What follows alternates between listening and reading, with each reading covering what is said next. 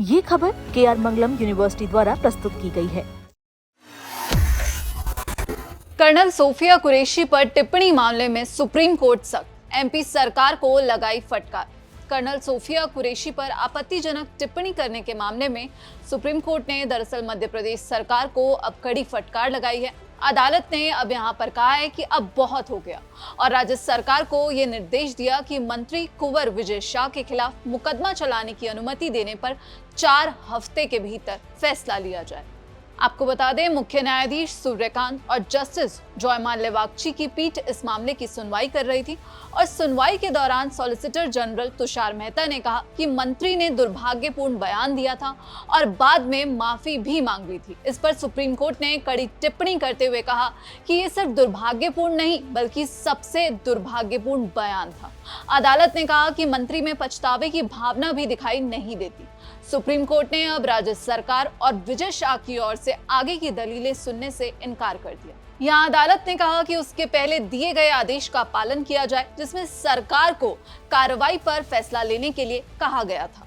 वहीं पीठ ने यह भी कहा है कि जनवरी में दिए गए आदेश के अनुसार राज्य सरकार को 2 हफ्ते में अभियोजन की अनुमति पर फैसला लेना था, लेकिन अब तक कोई निर्णय नहीं लिया गया। अदालत ने मामले की अगली सुनवाई गर्मी की छुट्टियों के बाद तय की है और सुनवाई के दौरान तुषार मेहता ने यह कहा है कि विशेष जांच दल यानी कि SIT अपनी रिपोर्ट दाखिल कर चुकी है। उन्होंने भी ये कहा कि वो विजय शाह का बचाव नहीं कर रहे, लेकिन संभव है कि मंत्री कर्नल सोफिया कुरैशी की तारीफ करना चाहते थे पर सही तरीके से अपनी बात नहीं रख पाए। इस पर मुख्य न्यायाधीश ने कहा कि राजनीतिक नेताओं को बोलना अच्छी तरह आता है।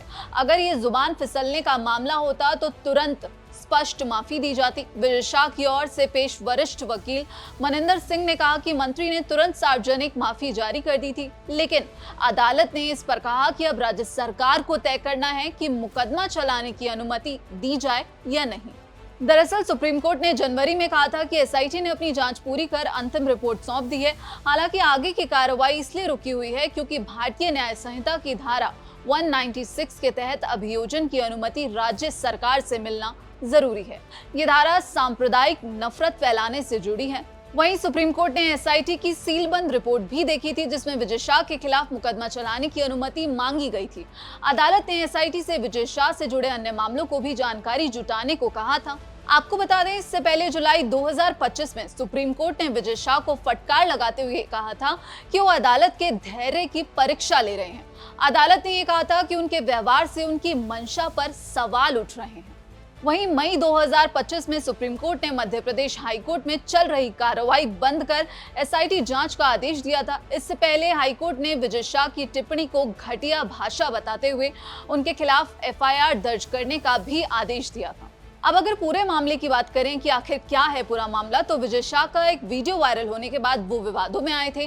वीडियो में वो ऑपरेशन सिंदूर के दौरान मीडिया ब्रीफिंग में शामिल रही कर्नल सोफिया कुरैशी को लेकर कथित आपत्तिजनक टिप्पणी करते हुए दिखाई दिए थे। कर्नल सोफिया कुरैशी और wing commander Vyomika Singh operation Sindoor के दौरान देश भर में चर्चा में आई थी।